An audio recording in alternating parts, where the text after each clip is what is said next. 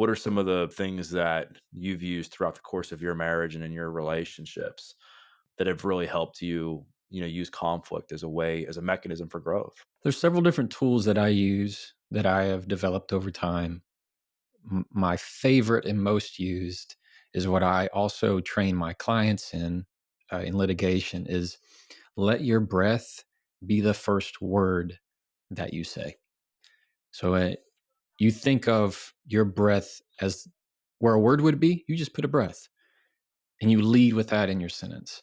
So if somebody is going to say something that's going to make you defensive, instead of going, I didn't say that. That's not what I said. And you immediately just boom, boom, boom, boom, boom. You've now ratcheted up 5 levels. Instead, when you have a breath where they say something ugly and I did not say that.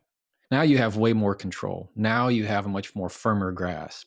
So that helps you control yourself. Another tool or thought that I allow myself to use is I just picture words that are not helpful. I just let them fall to the ground. You picture as their words coming out. If they're not helpful, they just fall. We have this fear that we have to catch every single thing that somebody says, as if it's tennis. We have to hit it right back. It's baseball. We got to catch it. We got to swing. Some pitches are balls. Not everything is a strike. And so if you're just swinging at every pitch that's thrown, it's going to tire you out. It's going to frustrate you. It's going to frustrate the other person. And you're going to hit a foul, if we're going to go with the baseball metaphor here. And so when you have the ability to understand just because you said something does not mean I have to say something. Not everything you said deserves a response. You don't have to attend every argument that you're invited to. There is a wisdom and a peace and a comfort and a confidence that comes with knowing I don't have to say anything that I don't want to say. And often that gives you an immense sense of confidence going into the conflict. I know you're a big fan of Chris Voss as well. He's been on the podcast, or he talks a lot about tactical empathy. I know you're a fan of that as well. For people who aren't as familiar, with that term, maybe they didn't catch that episode. Like, why do you think that's so effective when trying to dissolve a not only just conflict, but to bridge relationships closer together? Well, I know Chris could explain it better than me, but what I understand tactical empathy to be is really informative empathy. Let's say it that way. By understanding the other person's struggle, by being who you are as a human, it makes you easier to relate to them and be curious to create that connection. So if he uses that a lot by labeling and by mirroring. So if you were to say something to me and I don't know, let me come up with a sentence. If somebody says, "You always talk that way to me when we're in front of people," I could respond with, "In front of people?" Yeah, in front of people, and they will give you a whole nother paragraph, and then you do it again, and you continue to listen, and while you're listening, you are having that empathy of, "That must not feel great." "No, it doesn't feel great," and they keep on talking to you, and you go, "Ah, I bet that probably makes you feel bad. Like, if I were you, I'd feel rough about that. I apologize." And they'll use that you use it as a way to continue to roll with it, but the word tactical is really, I think just kind of a sexy word for it, but it's to me, it's a way that somebody's feeling informs you of the empathy that you can use in that given situation. Right. Because at the end of the day, I feel like when people are in some sort of argument, the other person just wants to be felt and heard. They Yeah, want to be able to. they just want acknowledgement. That's mostly it. You don't even as long as you acknowledge somebody, you don't have to agree with them. Agreement is typically not what they want. They just want to feel like you understood them. I think one of the biggest problems with some of this stuff that we're recently talking about is people want to feel like they're respecting themselves and they're standing up for themselves and they're not letting people walk all over them in conversation. And some of the stuff that we've been talking about over the last few minutes is really how to make the other person feel heard, how to not pour gasoline on the existing fire with our words. In the context of speaking with authority and conviction and standing up for yourself to somebody, what have you found to be an effective way to do so without being disrespectful? Well, I see two sides of that question. There is what we just talked about, the person's desire to feel acknowledged, to feel heard. And you can do that with phrases like, that's helpful for me to know. I've learned that X is important to you, or I understand that this is important to you. And you can lower their barrier that way. But to continue to stand up for you, there's got to be a boundary. There's a lot of, I'm going to use the word peace, that and clarity that comes with putting a frame around your life and around the conversation. That means you are focusing what is in it and excluding what is not. Just like you would put a frame around a piece of art, you are enhancing what's inside it. So if you want to put up a boundary with somebody's pushing your buttons, you need to say no, you need to stand up for it. You're using assertive language. So what I like to give it for people is you're giving them a manual rather than giving them a remote. So instead of letting them control your behavior by pushing all your buttons, you're telling them, I don't accept the way you talk to me. So there's a difference in saying, you can't talk to me that way. I don't allow people to speak to me that way. So, or even stronger, somebody says, you can't speak to me that way. I don't respond to that. Like it's just this shift of this reactive versus responding in a way that keeps you grounded by having a boundary of what's important to you and how you're going to speak and how you're going to assert yourself in the conversation. So in real time, if you and I, let's just pretend we're actually having coffee right now, Oh yeah, coffee sounds good. I need some. and you say something to me about something, and I go, "That sounds really stupid of you."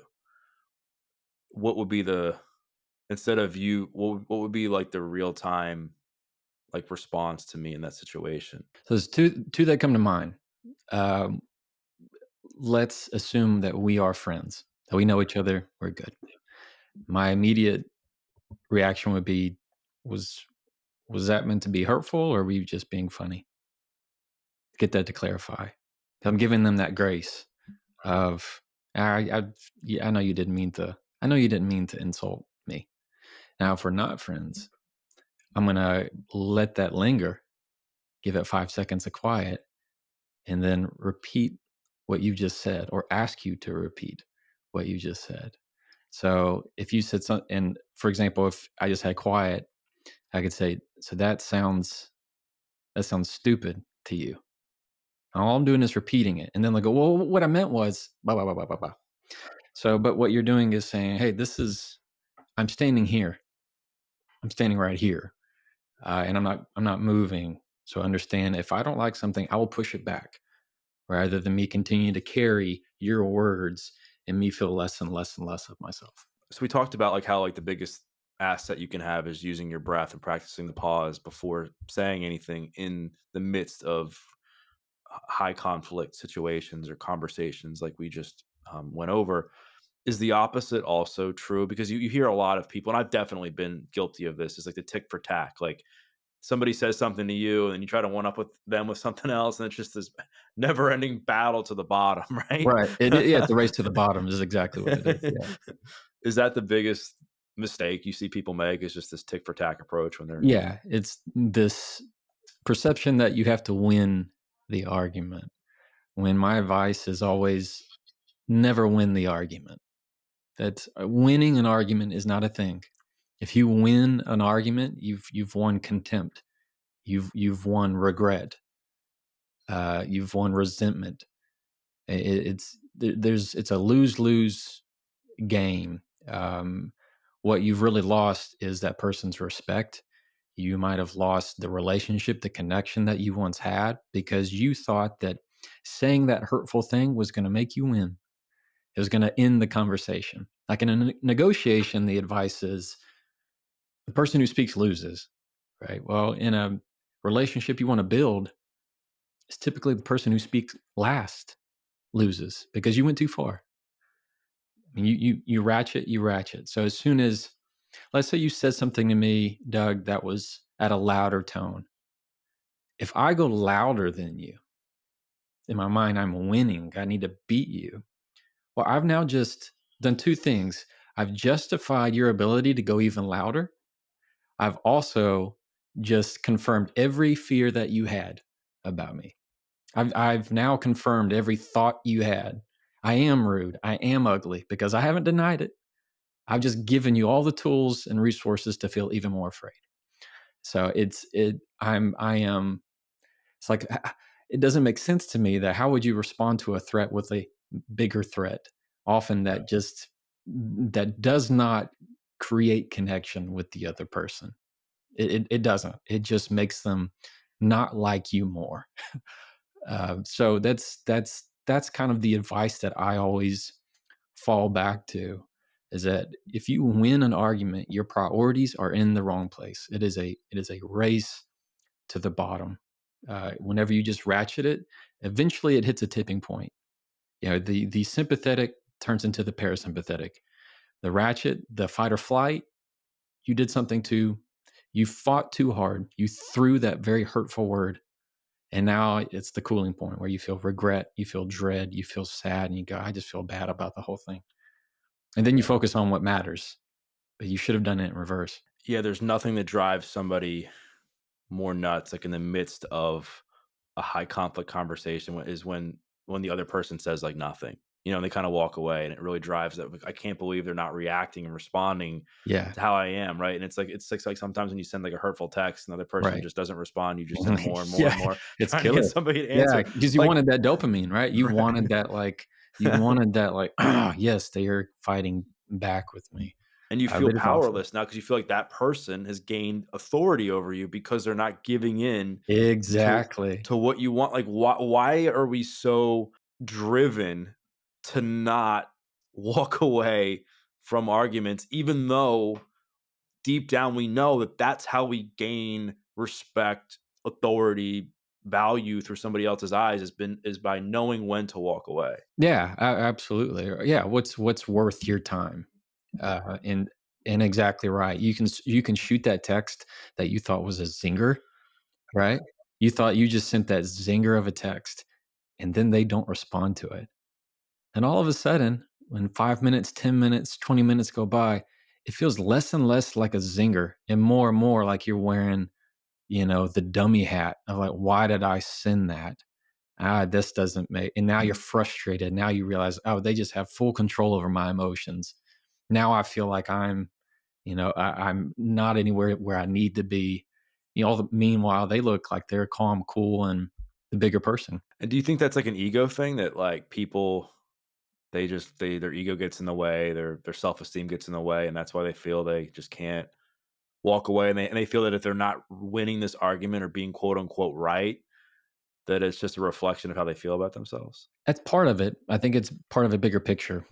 It has a lot to do with your upbringing, I think, and just what you saw as conflict. It's some people, I grew up in homes like my house. My parents didn't really argue in front of us. They went in another room, if they needed to have some words. There are other people who had it all out right there in the open. Didn't matter where they were. It could be at a restaurant, it could be at the house, it could be in front of other kids. So conflict looks different to other people. And some people have grown up in that very toxic argument behavior where they do say the terrible things, where they understand the really bad arguments as a process of feelings or to get it out. And so it's relative really to how they grew up. So ego is part of it, but a lot I think too is what they learned and imitated to see as their measure of this is how to handle conflict. They weren't taught or equipped better ways. What do you think gets in the way of that? Is it when somebody wasn't raised in a way that modeled healthy conflict, they get into conflicts as adults, a lot of times there's physical symptoms that come along with the conflict because you're in fight or flight mode.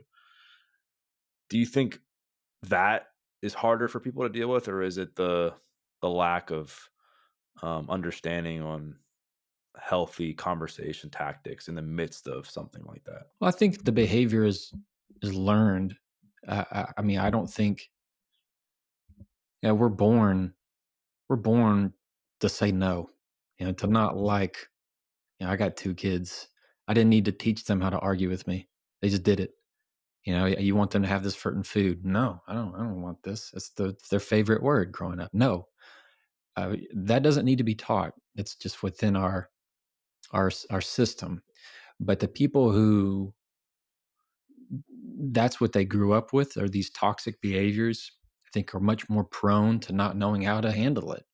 And on the other side, there are people that were taught it. They just find that when they behave a certain way, they get their sense of power. They get their sense of ego. They think this is what success is. They think this is what it is to achieve and to overcome and be machismo with it all. I think there is a fine line between using what you know and falling back to what you think works. Speaking of being charged, I know throughout the course of your life you've struggled with anxiety, panic attacks, etc. It's recent.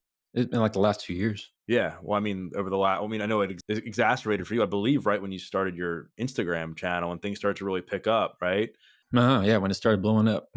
Where did that all come from, and how did you begin to diffuse it in a way where it wasn't bringing you down so much?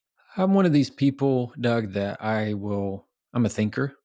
I'm a internal processor. So I think a lot on things, whereas my wife talks all the time out loud. That's how she processes. I'm the opposite.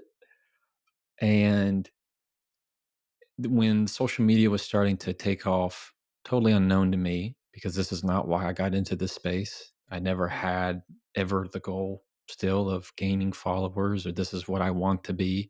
It just started happening. And that was overwhelming, in some sense terrifying, because this time last year, I might have had maybe 200,000 followers, which I thought was just absolutely bonkers. And then within a course of a week, I'd gained over a million.